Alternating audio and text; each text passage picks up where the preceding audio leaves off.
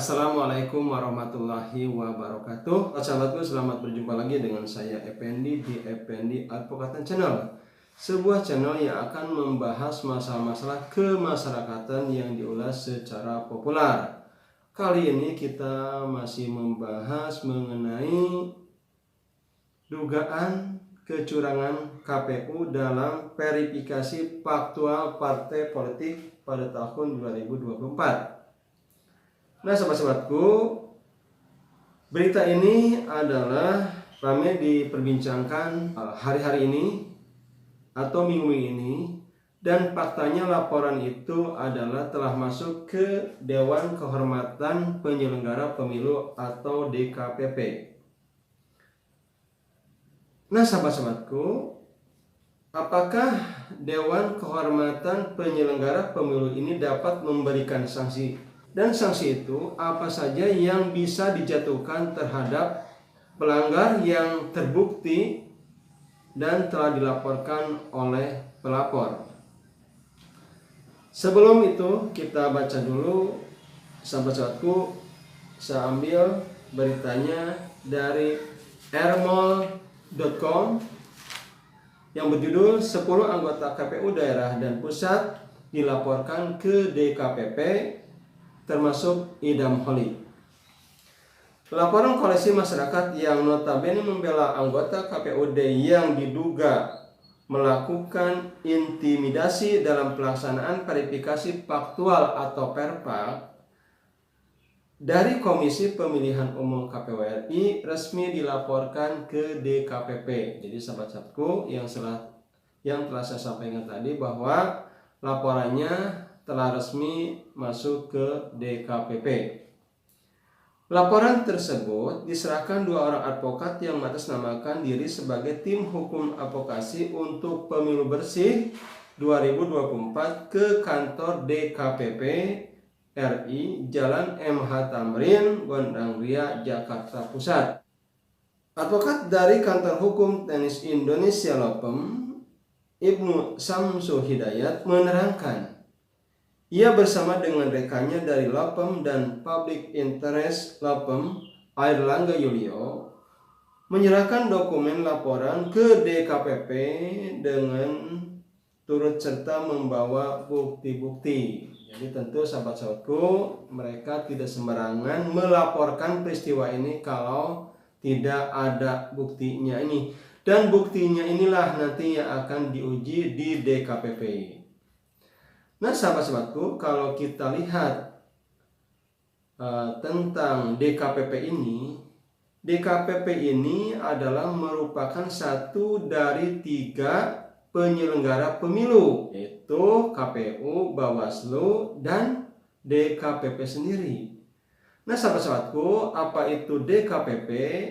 Kita bisa lihat di pasal 1 ayat 24 Undang-Undang Nomor 7 Tahun 2017 tentang Pemilihan Umum. Jadi undang-undang ini masih tetap berlaku di pemilu yang sekarang, tidak dirubah, sahabat-sahabatku. Nah, apa menurut undang-undang ini tentang DKPP? Saya bacakan. Dewan Kehormatan Penyelenggara Pemilu yang selanjutnya disingkat DKPP adalah lembaga yang bertugas menangani pelanggaran kode etik penyelenggara pemilu. Iya, sahabat-sahabatku, tugas dari DKPP ini adalah menangani pelanggaran kode etik. Dan pelanggaran ini banyak atau bisa ditemukan dalam penyelenggaraan pemilu ini. Ini terbukti pada pemilu tahun 2019. Banyak sekali laporan-laporan atau pengaduan-pengaduan yang masuk ke DKPP ini. Nah, sahabat-sahabatku, DKPP itu tentu mempunyai tugas dan wewenang. Tugas dan wewenangnya bisa dilihat pembahasan khusus di Undang-Undang Nomor 7 Tahun 2017 ini, yaitu di pasal 156. Sekarang timbul pertanyaannya, apakah sanksi yang diberikan kepada pelanggaran apabila terbukti bersalah, apa saja sanksinya itu? Sahabat-sahabatku, Saksi yang dapat diberikan oleh Dewan Kehormatan Penyelenggara Pemilu adalah bisa sanksi peringatan, sanksinya peringatan, bisa juga rehabilitasi, artinya memulihkan nama baik yang dulunya mungkin dituduh melakukan suatu pelanggaran atau kesalahan atau pelanggaran kode etik. Kemudian juga yang tidak kalah penting, DKPP itu bisa menjatuhkan putusan pemberhentian terhadap anggota atau komisioner KPU. Jadi dengan putusannya, DKPP itu bisa menjatuhkan hukuman pemberhentian terhadap anggota atau komisioner KPU. Jadi sahabat-sahabatku, DKPP ini tidak main-main.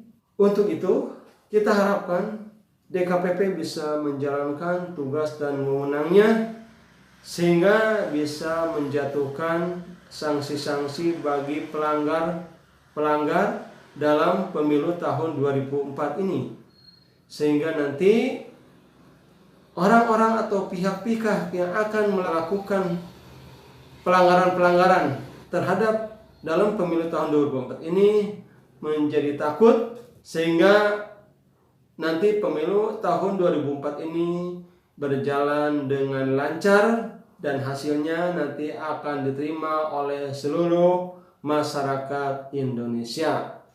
Itu saja sahabat-sahabatku yang saya dapat sampaikan kali ini. Saya tutup. Billahi taufik wal hidayah. Wassalamualaikum warahmatullahi wabarakatuh.